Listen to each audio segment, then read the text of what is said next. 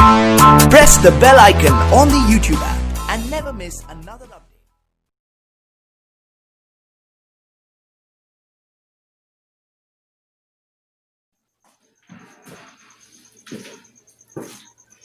नमस्कार तो दोस्तों, welcome to my teacher Guddali communication. This is AG and today we are going to teach you synthesis.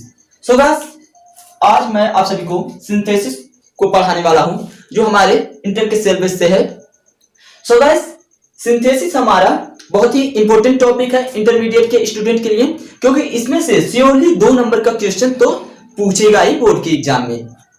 ठीक है, तो देखिए गाइस,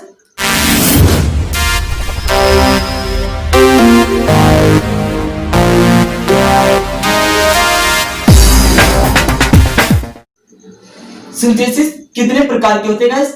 सिंथेसिस के अंतर्गत 3 प्रकार के वाक्य आते हैं। ठीक है, सिंथेसिस के अंतर्गत 3 प्रकार के वाक्य आते हैं। कौन कौन से? पहला सिंपल सेंटेंस, साधारण वाक्य, दूसरा कंपाउंड सेंटेंस, संयुक्त वाक्य, तीसरा कॉम्प्लेक्स सेंटेंस, मिश्रित वाक्य। ठीक है गाइस, तो इन्हीं तीनों को हम स्टडी करेंगे। तो सबसे पहले हम सिंपल सेंटेंस को स्टडी करेंगे। तो सिंपल सेंटेंस होता क्या गाइस, चलिए इसे जानते हैं।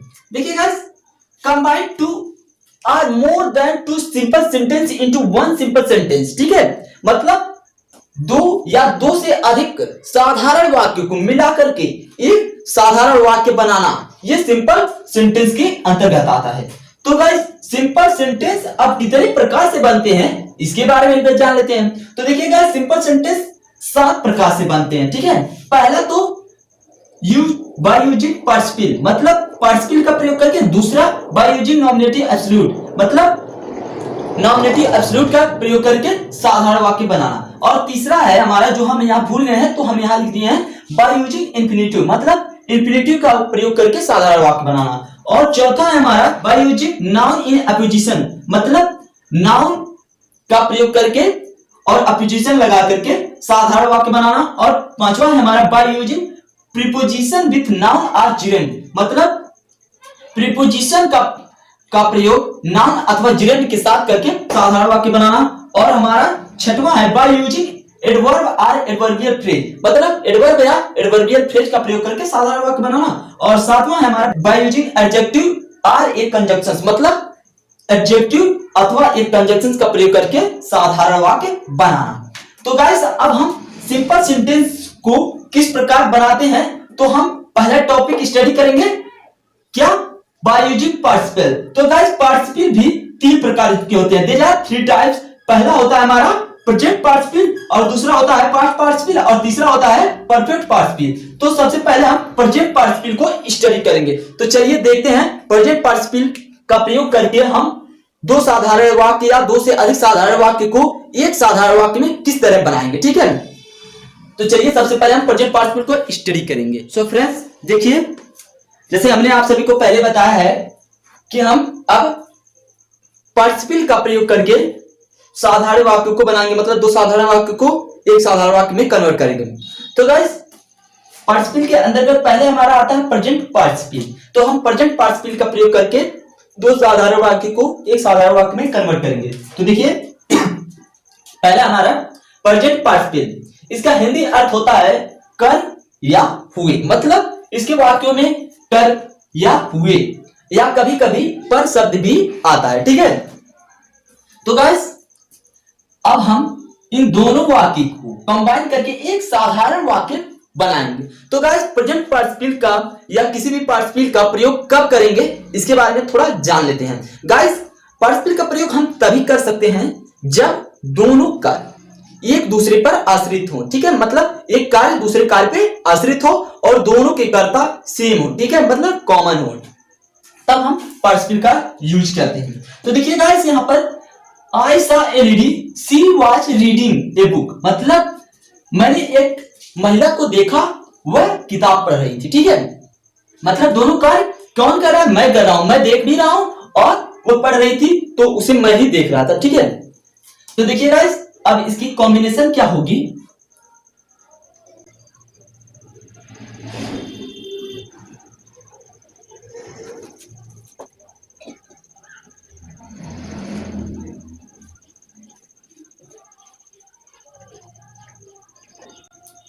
आई सा ए लेडी रीडिंग ए बुक, ठीक है, मैंने एक महिला को किताब पढ़ते हुए देखा, मतलब हुए सब आया ना गाइस इसके अर्थ में। तो इस तरह से हम कॉम्बिनेशन बनाएंगे, ठीक है, सिंपल सेंटेंस का।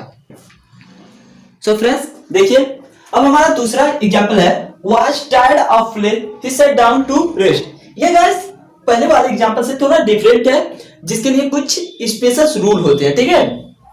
तो गाइस जैसे आप सभी को पता है कि प्रेजेंट पार्टिसिपल का हिंदी अर्थ कर या हुए होता है, ऐसे हम वर्ब के फर्स्ट फॉर्म में आईएनजी फॉर्म लगाकर बनाते हैं, जिस तरह हमने यहाँ पर रीड में आईएनजी फॉर्म लगा के बनाया। गाइस उसमें पहले आईएनजी फॉर्म लगा हुआ था, इसलिए हमने उसमें आईएनजी फॉर्म नहीं लगाया और उसे कनेक्ट कर दिया, ठीक है, जोड़ दिया और वह कंप्लीट हो गया। तो इसी तरह से हम यहां भी करेंगे, लेकिन गाइस इसमें थोड़ा सा एक स्पेशल केस लगेगा। वो क्या है गाइस, जब हमारे दोनों साधारण वाक्यों में, पहले साधारण वाक्य में मतलब पहले सेंटेंस में क्या होगा, बी फॉर्म का हेल्पिंग वर्ब होगा, मतलब is, am, are, was, were, will be, shall be होगा। तो हम क्या करेंगे, उसके लिए हम बी और उसमें आईएनजी फॉर्म लगा करके हम सेंटेंस को बनाएंगे, ठीक है। तो अभी देखिए आप सभी को अच्छे से एग्जांपल के थ्रू समझ में आ जाएगा। तो देखिए गाइस हम बना रहे हैं इसको,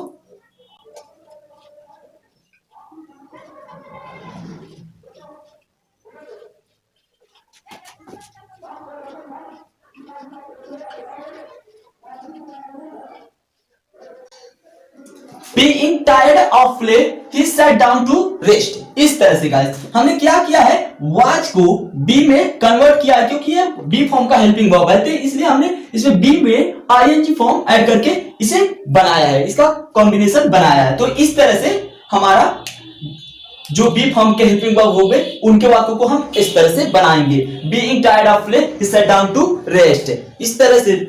तो गाइस चलिए अब हम एक और एग्जांपल ले लेते हैं, ठीक है। सो फ्रेंड्स तो देखिए इसी तरह से हमारा तीसरा एग्जांपल है आई सा ए लिटिल बॉय, और दूसरा सेंटेंस है ही वाज वीपिंग, और तीसरा सेंटेंस है he was looking for his mother. जैसे कि हमने आप सभी को बताया था, दो या दो से अधिक साधारण वाक्य को मिलाकर के एक साधारण वाक्य बनाना, ठीक है। तो इसमें तीन साधारण वाक्य हैं जिन्हें हमें एक साधारण वाक्य में कन्वर्ट करना है, कंबाइन करना है, ठीक है। तो इसे किस प्रकार से हम करेंगे चलिए देखते हैं। गाइस देखिए यहाँ पे कंफ्यूज मत होइएगा, ये जो बी फॉर्म का वाज है और यहाँ भी है, ये पहले में नहीं है, दूसरे और तीसरे में है, इसलिए हम यहाँ बीइंग का यूज नहीं करेंगे। जब पहले में होता तो ही हम बीइंग का यूज करते, ठीक है। तो देखिए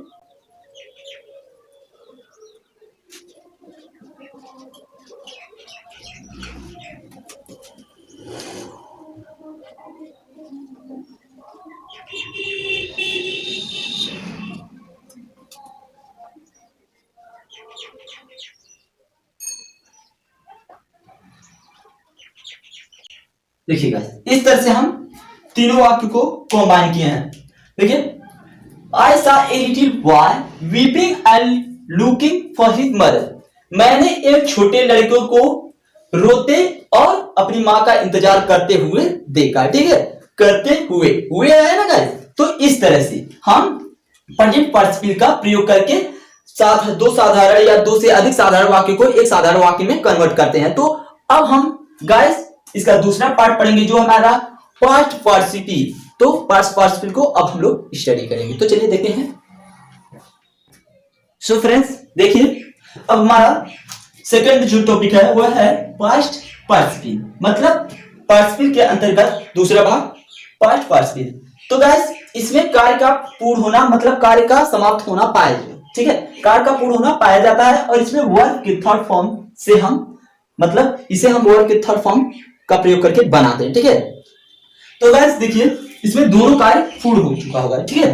देखिए आई फाउंड ए पर्स, मैंने एक पर्स पाया, इट वाज लॉस्ट, ये खो गया, ठीक है।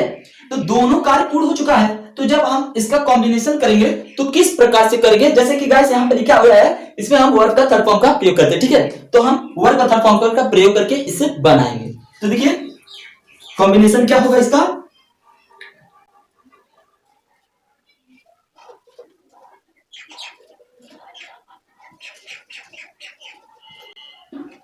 ठीक है। I found a lost purse, मैंने एक खोया हुआ पर्स पाया, ठीक इस तरह से हम इसकी कॉम्बिनेशन करेंगे, इसका कॉम्बिनेशन बनाएंगे। तो गाइस इसी क्रम में अब हम तीसरा पार्टिसिपल पढ़ेंगे जो है हमारा परफेक्ट पार्टिसिपल। तो चलिए परफेक्ट पार्टिसिपल को स्टडी करते हैं। सो फ्रेंड्स देखिए, अब हमारा तीसरा पार्टिसिपल है परफेक्ट पार्टिसिपल, जिसका हिंदी अर्थ करके होता है, ठीक है। इसमें हैविंग प्लस वर्ब का थर्ड फॉर्म कर प्रयोग करके हम बनाते हैं इसे, मतलब परफेक्ट पार्टिसिपल को हम हैविंग और प्लस वर्ब का थर्ड फॉर्म का प्रयोग करके हम इसको बनाते हैं, ठीक है। तो गाइस इसका हिंदी अर्थ करके होता है, मतलब जैसे कि वह खाना खाकर के सो गया, ठीक है, वह खाना खाकर के सो गया, इस तरह के वाक्य इसमें आएंगे। तो देखिए गाइस, हमारा एक एग्जांपल है जिसमें हमारा फर्स्ट सेंटेंस है ही फिनिश्ड हिज वर्क, वह अपना काम समाप्त किया, ठीक है। उसके बाद he went to school, वह स्कूल चला गया।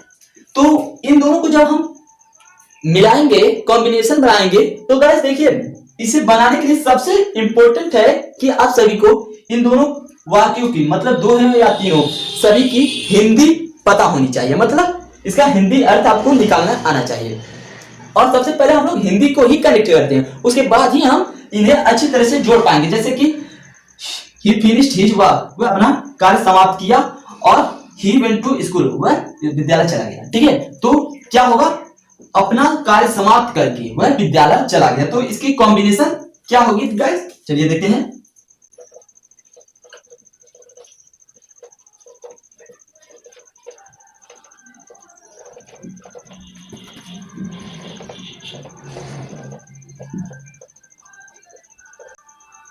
Having finished his work, he went to school, अपना कार्य समाप्त करके वह विद्यालय चला गया। इस तरह के वाक्य परफेक्ट पार्टिसिपल के अंतर्गत आते हैं, ठीक है गाइस। तो फ्रेंड्स इसी तरह से परफेक्ट पार्टिसिपल का एक और एग्जांपल हम लोग देख लेते हैं। देखिए, प्रिया टुक हर फूड, प्रिया ने खाना खा लिया। Priya went to office, Priya office चली गई, ठीक है। तो दोनों को जब हम कंबाइन करेंगे तो इसका हिंदी अर्थ क्या होगा गाइस, यही होगा कि प्रिया खाना खा करके ऑफिस चली गई, दफ्तर चली गई, ठीक है। तो अब हम इसका कॉम्बिनेशन बनाते हैं, आप लोग ध्यान से देखिए।